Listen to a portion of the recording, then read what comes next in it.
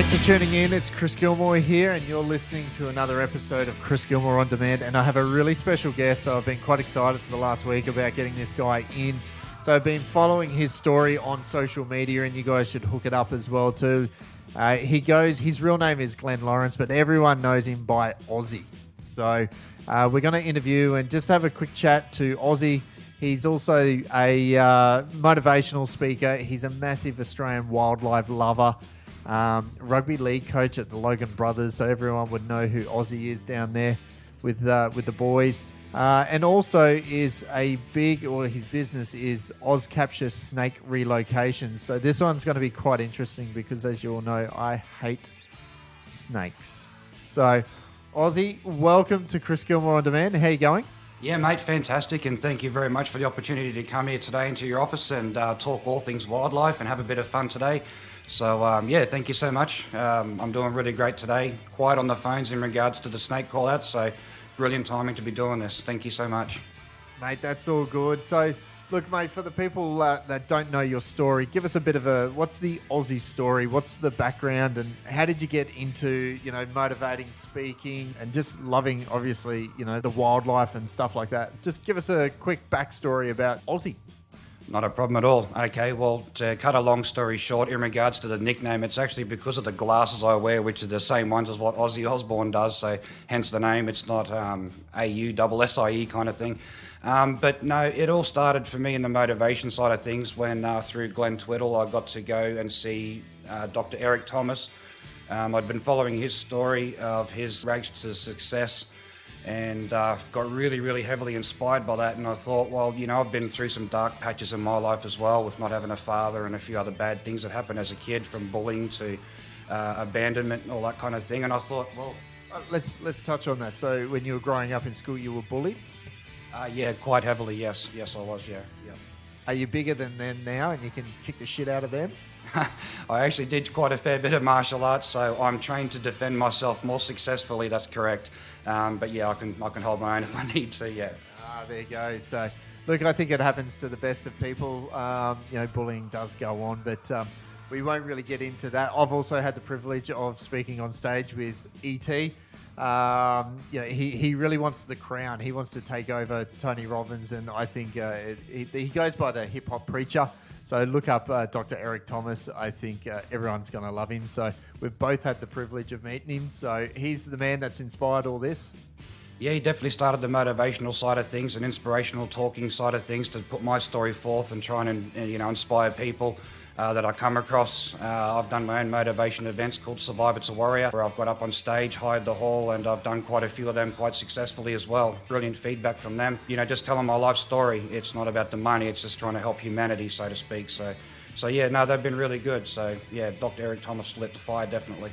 Okay, so when you get up on stage and you will like to talk motivational, what's your message? What are you trying to get across to people?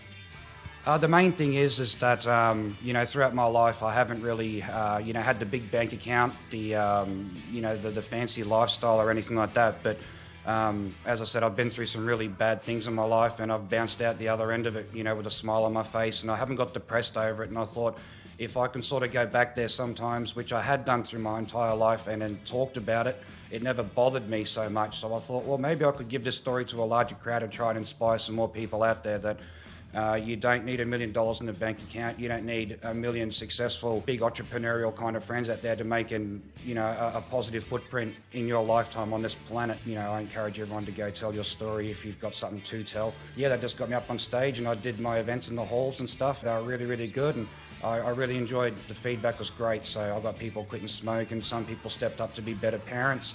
I've got some people who have stopped drinking all the time, and I've had some people decide, let's stop talking about what I want to do, let's stop thinking about it. I'm going to actually start implementing these goals that I've had my whole life. And I've done this on the back of a plethora of medical problems, a lot of stresses in my life, plus everything that did go wrong in the background, it's always there on your shoulders, but I've learnt not to look back on those things anymore, but use them to help other people. Wow, how good's that sound, guys? So we're going to be here for quite a while, so we're going to really just shoot off a lot of questions and stuff, but is that a lot of it is obviously around mindset, and I think it's true. You don't need 1 million followers. You don't need $1 million in the bank account. I think, a lot of people everyone's got a story, but I think it's really how you just tackle it and how you get through it. And I think a lot of that does come down to mindset, but it looks like you've now found your passion. I want to know, where did it start? When did it start? Is it recent, or was it something when you were growing up? Because most people, when they see snakes, they run away, and you jump on your Facebook and they're cuddling you, and you just get really too close when most people run away. But obviously, we had that tragedy, I don't know how long ago, it was probably 12 years ago, with Steve Irwin. So, obviously he was massive on the international scale, putting Australia on the map with crikey and just his outlandish, I love the guy, and I've been to Australia. We take our kids to Australia Zoo a couple of times a year just to show them the wildlife and, how to treat animals and stuff like that. But for you, where did all that really start for you?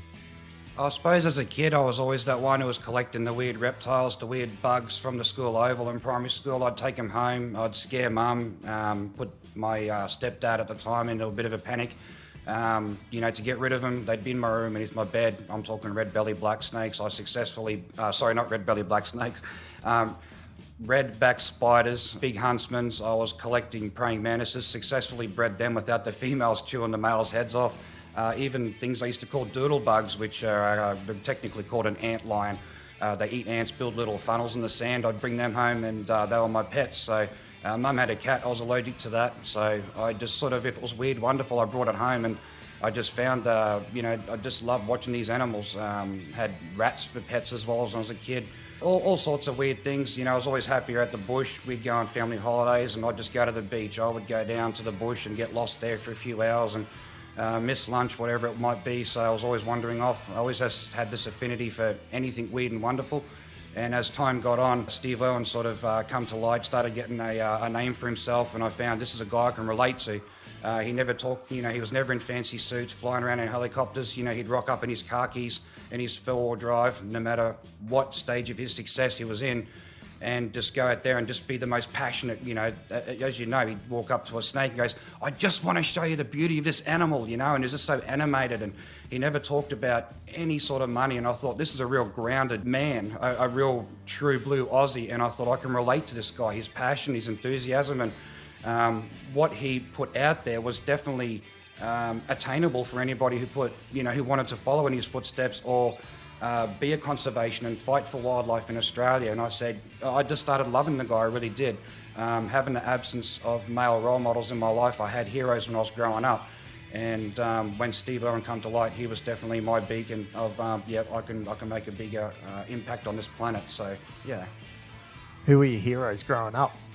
Okay, as I said, I got bullied a lot as a kid, so I used to get into the WWF back in the day, and the Hulk Hogan, Andre the Giant days. But the one I really loved, once again because of his passion, was the Ultimate Warrior. If you remember him, he'd bolt to the ring in 5 seconds, shake the ropes, destroy whoever was in there. His muscles were just bulging out everywhere. He had the tassels and the face paint, and I thought, this guy's real wild, but I loved his passion. And his energy was just through the roof, and he had the whole world behind him. And on a more serious note, through my severe bullying years, grade 6, 7 into high school, I used to just have this thought in the back of my head, it would be great to wake up for school one day and he can walk me there and he can deal with all the bullies.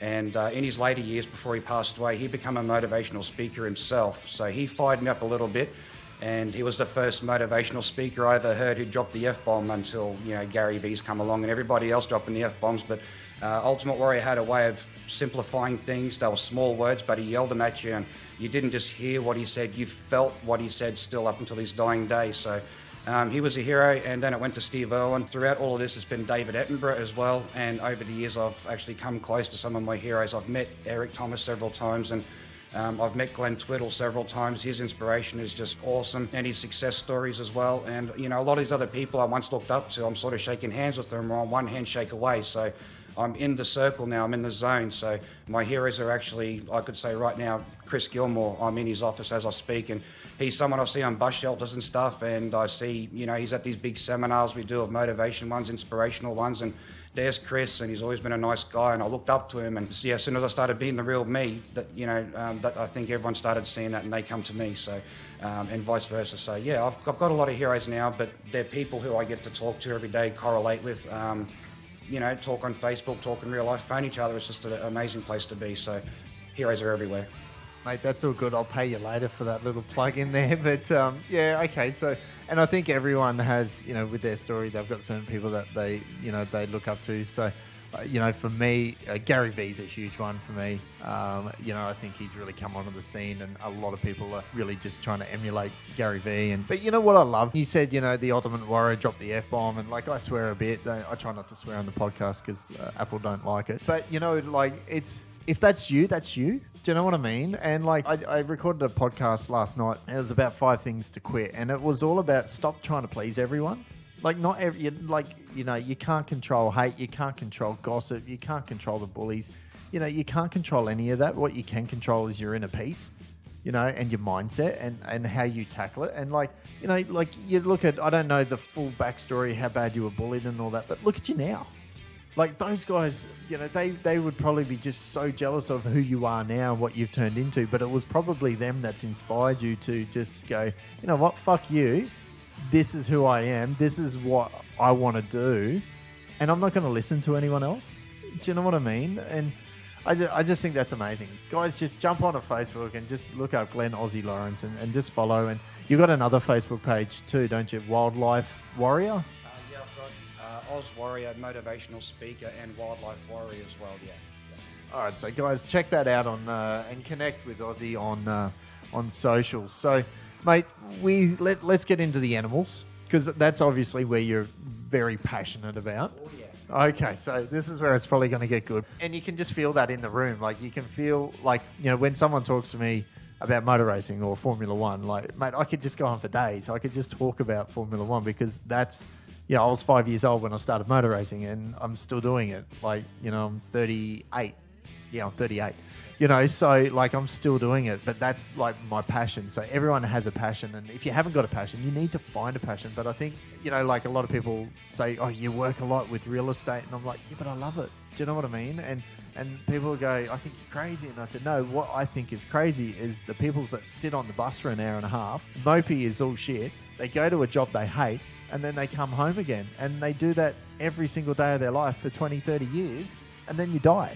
So I think when you actually do find your passion and what you love doing, and you can make a career out of it, and that's obviously what you're doing now with Oz Capture Snake Relocations. I don't know if I've used you. I've got to look. I'm pretty sure, because we had a snake at our home in Druva, and it was wrapped up in the hose, and there was no way I was going anywhere near it. So anyway, we got it relocated, and they said they were going to put it in the bush somewhere, and I'm like, okay, so, which is great. But let's get into how you got into your passion and snakes and animals and wildlife, especially the Australian wildlife. I'm guessing is what you see the dead kangaroos on the side, echidnas, that probably absolutely tears you up. And I don't like seeing it personally either, but, that's obviously with more development and more humans being on the planet, more of their habitat is being destroyed. So let's have a chat about that. All right, well, I'll cut another long story short as well. Clearly, my passion was always there through my entire life. But to be honest with you, it's quite an inspiring story, I hope. And what happened was me and my then ex, she's now my ex-wife, unfortunately. But Unfortunately or fortunately? Definitely unfortunately. We had a good family and stuff. We still remain good friends and all that. But what actually happened was we had credit with Energex. We'd been having the direct debit sent out. And it just sort of worked out that we had about $600-700 credit. Now, we're not very good financial, we're good with our money, but we never had very much of it. So it just worked out that this letter come in the mail, or somehow my ex knew about that we had this credit. At that same week, the opportunity come up on Facebook to become a snake catcher. The course was up at Cooroy, $595. And that's not money we normally had lying around. And I believe in destiny. I definitely believe in things happen for a reason. And I merged these two things together. And it was all planned for me to go to Cooroy. And that was last August, September, and went up there and spent a few nights up there, become a snake catcher. And halfway through the course, I actually got to do my first licensed snake relocation, which was amazing, at the Airbnb I was staying at. And so I did the course, come back, just built a page called Oz Capture Wildlife Awareness, and that was just going to be a page I was going to put stuff, just educational posts about what you can expect in the local areas, about certain mammals, bats, perhaps, reptiles, all that kind of thing. Come back, I turned the page to Oz Capture Snake Removals, and come back and I merged with another guy named Blake, who ended up becoming now my business partner. I turned it to Oz Capture Snake Relocations, and within 2 weeks of establishing that page, no website, no money behind us, no business cards, no nothing yet, we got our first phone call, and it turns out our first capture was actually a just shy of 2 metre long eastern brown. Now, that's a second deadliest snake in the world. One bite alone from a snake this big can actually wipe out 50 adult men, and I'm a 6'2" guy, 100 kilos, but it has enough venom there to wipe out 50 people within an hour. And that was our first capture. And what we got taught at Cooroy sort of went out the window because this thing was on the run. We couldn't use our hooks, our bags. I just had my gloves, my clothes on, my PPE. I've always got the correct stuff on. And I actually had to pick it up by hand. And as I said, I'm 6'2". This thing's just shy of 2 metres, or it might have been right on 2 metres. I've had to pick it up, put it in the bag, and boom, it just went, really big from there. We had snake people who do snake removals come to us, and they're like, I haven't never got an eastern brown. I've been doing this for 10, 15 years. And just the word got out from there about that successful capture. And I'm not joking, up until this current day, there's rarely a day goes by where we don't get a call out. And we're still in our first season. It's absolutely astronomical. And the inspirational part of this story I wanted to tell is that just after it started, the snake call outs were coming in. I broke up with my wife. I've had major back surgery, which I'm still off work for at the moment. I've had massive financial problems. I've had to move out of a home. I was a bit down because I don't see my son all the time now. I was used to tucking him into bed every night before I went to work, because I still work a 9 to 5 in a factory just down at Browns Plains. And, all those kind of things were going on, but the phone calls still kept coming in. And I found every time I was having a downer, I'd get the phone call, and every phone call to me that I get from someone wanting a snake removal or a relocation or a rescue for that matter, which we can talk about later, it's a dream come true, and I never took any phone calls at all for granted. That was someone wanting me to come out there and do that job for them, and the passion just went up, and my enthusiasm went up, and that was my antidepressant pill, I guess, was when the phone call rang. I don't, go to the tablets when I'm having bad down times, whatever. And it's just gone astronomical. Like, we've had over 100 call-outs now and rescues. And as I said, it's only our first season. It's just an absolute dream come true. So with all these things going on with the back surgery I've had, and I went through my stomach to do that. It was 4 massive procedures in one hit. Breaking up with my family. I've got custody of my daughter, though. A lot of other things going on in life, financial woes. My first Christmas, where we weren't together as a family, so had to find a unit, no money at all, working in a factory where, people are, as you were saying before, you touched on it before, Chris, about, people are miserable there. They're not the happiest, and I'm not meant to be, in a concrete jungle my whole life being told what I'm worth per hour. I know I've got a greater destiny than that, money aside, but I go in there Sunday night and I leave Monday morning after I've done my shift, and it's going to be the same thing for the rest of my life if I stay there, but my heart beated for something else. So through all of this kind of stuff going on, I was still able to answer those calls, get those snake relocations, keep my head above water just on a financial sense. And emotionally, definitely just kept plodding along, and now I'm running. So as I said, everything can be going wrong. It doesn't mean, you can't still go and, put your best foot forward into something that you're genuinely passionate about it. And I tell you, the world, your friends, your family will respond. And that's exactly what's happened with me lately, so especially lately. So, really good. It really sounds like the Gary V story. Like you're working a 9 to 5 job, in a factory, which, that's probably not where you thought your life would be. But what that allows you to do is to do your side hustle. And this is your side hustle. And it's, soon that factory job's not going to, it's going to be seized, because, and this is, what we talk about a lot is having that side hustle. A lot of people have that 9 to 5 job, and then, it's then what do you do between 7 and 2? 7 p.m. to 2 a.m. in the morning. Most people are sleeping. So, if you are really passionate and you want to be an entrepreneur, or you're trying to start a business, whatever your business is, that's the time when you get to do it. You've just got to do your 9 to 5, but where your passion is, and you'll end up turning your passion into a full-time gig. You can see it. Like, I can see it right now. Like, you can't see that on a podcast, but like, I can see it right now that the factory job's going to be gone within 12 months. I guarantee we'll come back in 12 months and we'll see where we are again. But we'll absolutely. So, yeah, this all started. We saw you in the paper. You were in the local rag, and then I think you're in the Courier Mail as well. So you've sort of gone, global in the Brisbane sort of an area with front page headlines and stuff like that with what you're doing, which is great. That's how we've connected here to do this today. And then you sort of spoke about like the 10 top suburbs in Brisbane, like we're in the Logan area, so let's talk about the Logan area. Where are you finding majority of the snake, and why? I think I have a reason why, because I'm selling those properties. But you know what I mean. It's and that's more of that's only going to happen, and unfortunately, because that's developers and that's progression and growth. But it's where does the wildlife go when they clear it? Like, especially at like Greenbank, they've just wiped out a whole heap. Park Ridge has just wiped out a whole heap. So where are you starting to see a lot of this happen in the Logan area? Okay, for the Logan area in particular, our most popular areas are those estates that are surrounding areas that have just been cleared. So you might be at Park Ridge and, they're sort of moving into smaller pockets of Park Ridge, which are diminishing before our very eyes. In those situations, all our wildlife, I'm talking like from, we've got hawks, brown goshawks that are nesting out there. We've got cockatoos, we've got red-breasted black cockatoos that come in, echidnas, obviously all our mammalians, wallabies, our eastern grey kangaroos, all those kind of things, as well as our reptiles. They have three options once the developers get in there, and that's either they stay there and they die because they can't get out in time. Number two is they're normally forced across the road. If they survive, they have to be, have to try and make a new home where they're going to, if they're fortunate enough to find another pocket of bushland. But the problem there is there's already an established ecosystem. So if you get one magpie that's in one tree taking care of one pocket of bushland, and his tree's knocked down and he needs to nest in the bushland next to it, those magpies will most likely fight to the death, so leaving only one. So even if they're not killed at development, they'll be sometimes, actually many times over, killed once they move into the other established areas. And the option three is that they've got to move into our homes, our backyards, our front yards. In the case of like your big coastal carpet pythons, they'll be in your roofs.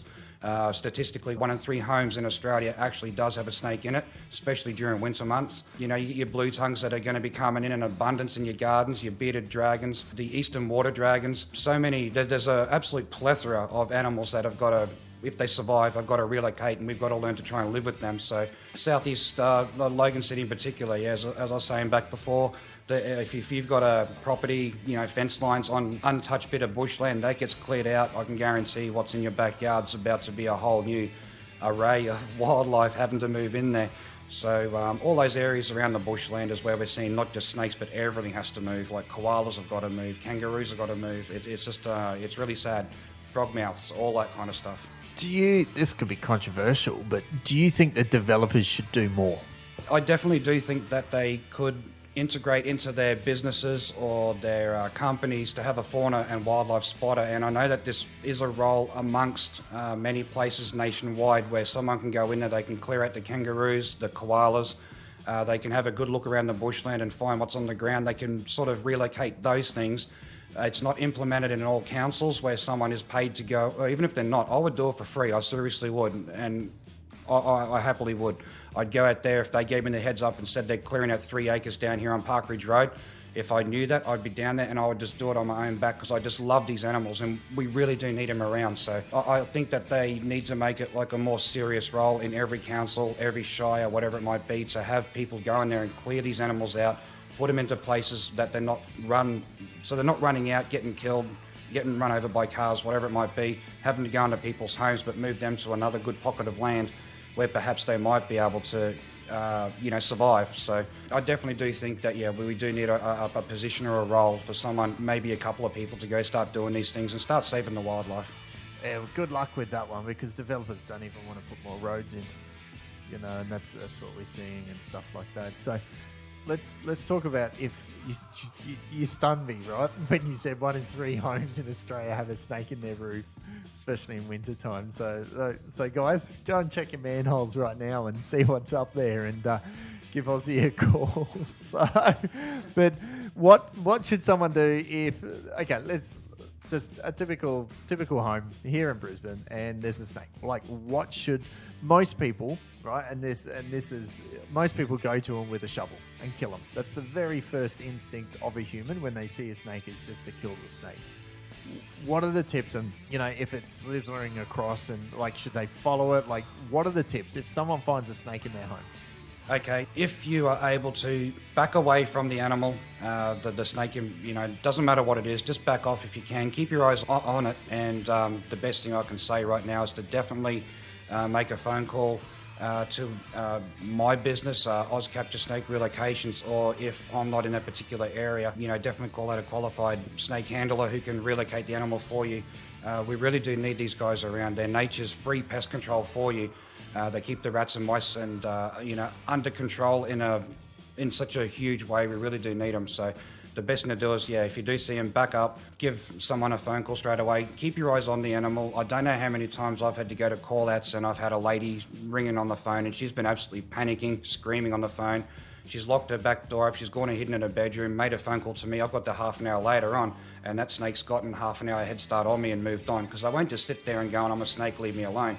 Once they're disturbed, pretty much every time, that they're either going to pretend that they can't be seen in camouflage, or think that they can't be seen, or they're going to, do the run. Snakes do not chase people. They don't stalk people. They aren't premeditated thinkers in regards to, attacking humans. It doesn't happen like that, and that's a fact. And I'll put my business on that. That's it's all folklore and all that kind of stuff. Statistically, slide off subject, we lose 2 to 3 people per year from snake bites.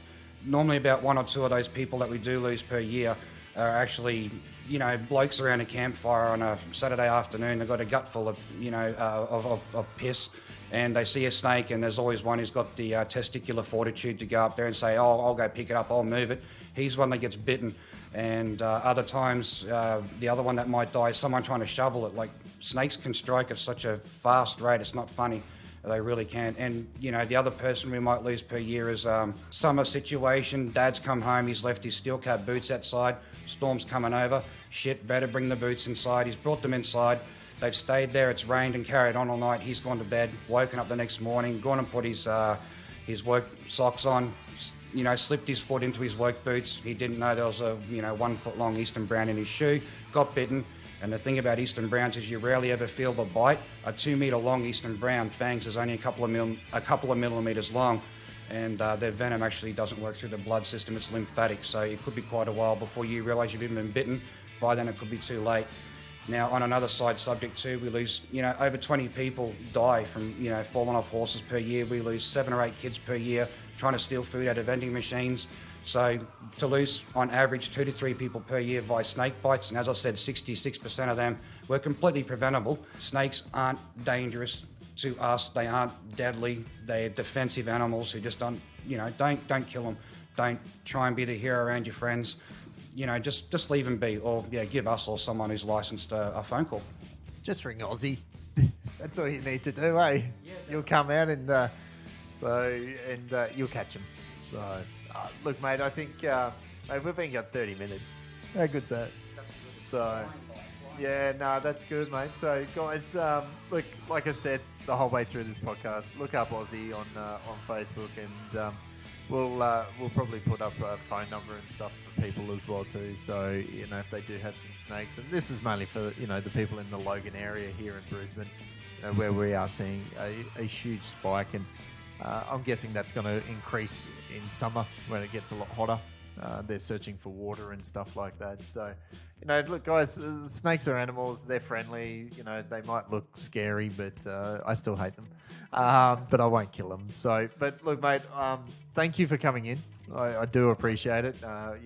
We hooked this up about a week ago, so I've been very excited to have this interview with you today, and we'll do some more of these for sure. So, guys, thanks very much, Glenn, Ozzie, Lawrence, for coming in. You've been listening to Chris Gilmore On Demand. Any final words? Yeah, I just want to say, keep an eye on your pet's behaviours in the backyard. If you see them going to the backyard and they look like they're trying to attack something, there's a good chance they are. Keep an eye out for them. Oz Capture Snake Relocations, we actually do rescues as well. So if you see an owl hit by a car and it's still alive, if you see a blue tongue that might have been run over, it's missing its tail, been attacked by a cat or a dog, please give us a phone call. Our rescues we don't charge for them. That's just something that we do to, further rehabilitate and look after these animals that have been injured. And, we cover pretty much all animals there. So, yeah, we do rescues as well. That's not going to cost you a cent. So, yeah, give us a ring if you do see injured wildlife, and, yeah, we'll be straight onto that and help out the animals. Wow, it's a free service. How good's that? So, all right, guys. Well, thanks for tuning in. Love to hear your feedback. Post a comment. If you've got any questions, when we post this podcast, Glenn, Ozzie, is going to absolutely see it anyway. So if you've got any questions for Ozzie, just ask. Put them in the comment section. He'll be more than happy to answer them and educate us all. So thanks for tuning in. You've been listening to Chris Gilmore On Demand.